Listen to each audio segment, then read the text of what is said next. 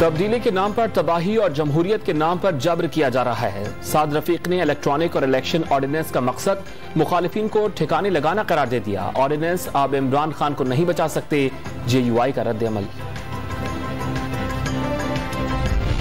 हुकूमत के खिलाफ तहरीके अदम एतमाद की कोशिशें। साबिक सदर आसिफ जरदारी और मौलाना फजल रहमान के दरमियान आज अहम मुलाकात होगी।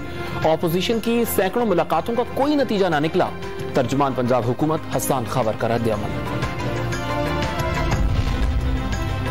पैनामा, पेंडोरा और अब स्विस अकाउंट्स की कहानी। पहले पैसे चोरी करो, फिर मुल्क से बाहर भेज दो।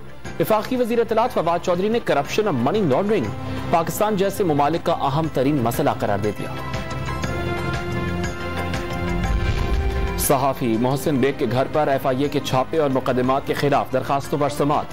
बेशक छापा गलत तरीके से पड़ा। इस्लामाबाद हाई कोर्ट के रिमार्क्स। डायरेक्टर साइबर क्राइम्स की भी तलब कर लिया।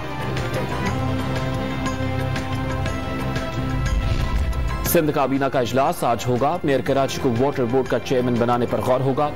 कराची डेवलपमेंट अथॉरिटी, लियारी और मली डेवलपमेंट अथॉरिटीज में रुकन के तौर शामिल करने के लिए बल्दियाती बिल में तरमीम की मंजूरी का भी इम्कान। सियालकोट में चोर घर से 20 लाख रुपए नकदी, 200 रियाल और जेवरात ले उड़े। साहिवाल में डाकुओं ने कार सवार फैमिली और मोटरसाइकिल सवार शख्स को लूट लिया।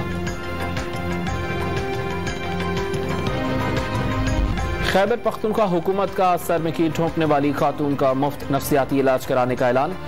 वजीर सेहत कहते हैं खातून की जहनी सेहतयाबी के लिए हर मुमकिन मदद फराहम करेंगे।